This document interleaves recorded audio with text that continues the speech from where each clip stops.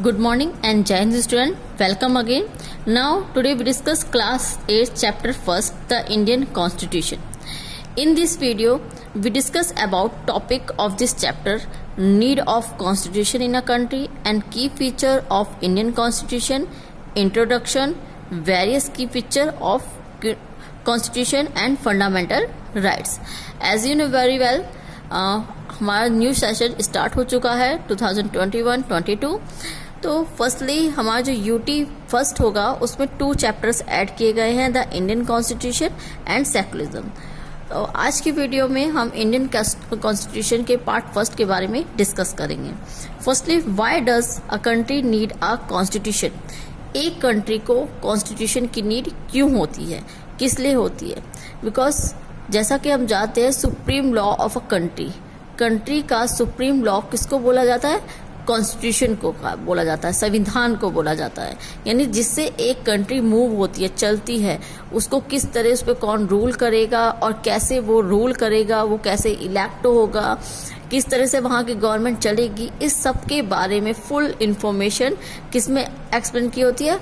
Constitution में, संविधान में। A constitution helps serve as a set of rules and principles that all person in a country can agree upon as a basis of the way in which they want the country to be governed. एक set of rules, जिसमें जैसे मैंने भी starting में आपको बताया, set of rules जहाँ पे सारे रूल्स राइट है कि एक कंट्री के जो पर्सन है, जो सिटीजन्स हैं, जो पब्लिक है, जिन पे वो एग्री होगी कि उन पे कौन रूल करेगा और किस तरह वो इलेक्ट किया जाएगा। And the constitution also define the nature of a country political system. और एक कॉन्स्टिट्यूशन ये भी डिफाइन करता है कि उस कंट्री का पॉलिटिकल सिस्टम किस वे में है। Like for example, Nepal's earlier constitution stated that the country was to be ruled by the king and his councils of minister. जैसे नेपाल का कॉन्स्टिट्यूशन ये डिफाइन करता है कि वहाँ की कंट्री पे जो रूल होंगे, जो लॉज बनेंगे, वो वहाँ का किंग और किंग की काउंसिल्स ऑफ मिनिस्टर बनाएगी।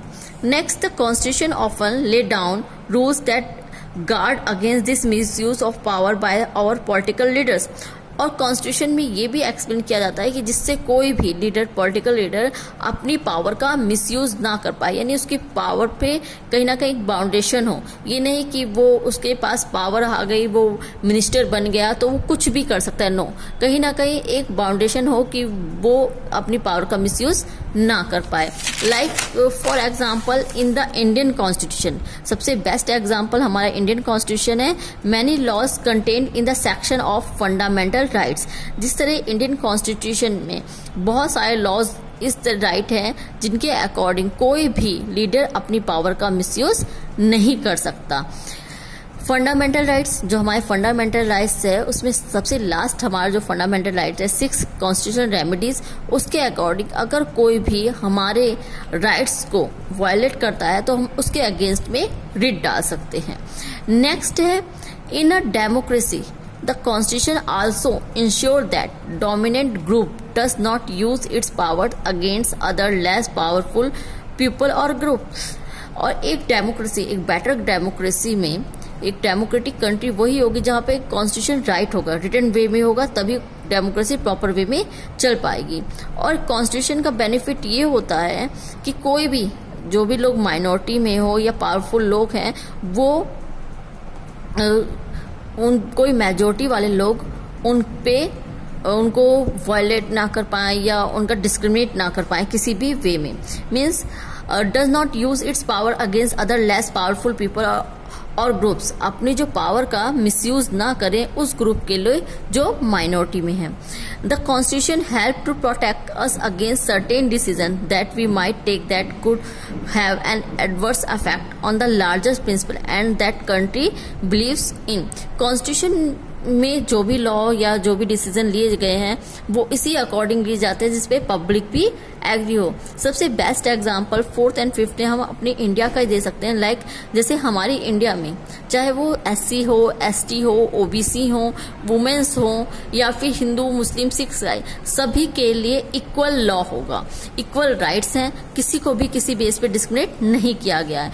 नेक्स्ट, जैसे इसका सबसे बेस्ट एग्जाम्पल हमारे इंडिया में है जहाँ पे सभी कास्ट को इक्वल अपॉर्चुनिटीज है, इक्वल राइट्स हैं, उनको किसी भी बेस पे डिस्क्रिमिनेट नहीं किया जाएगा।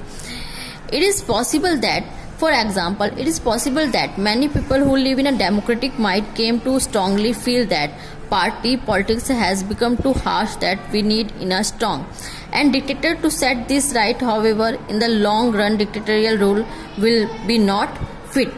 बिकॉज डेमोक्रेसी में जैसे हम अपनी इंडिया में देख सकते हैं 70 ईयर्स हो चुके हैं हमारे कॉन्स्टिट्यूशन को बने हुए, बट आज भी वो इजिली मूव कर रहा है। उसके लिए चाहे वो पब्लिक हो चाहे गवर्नमेंट हो, सभी एग्री रहते हैं।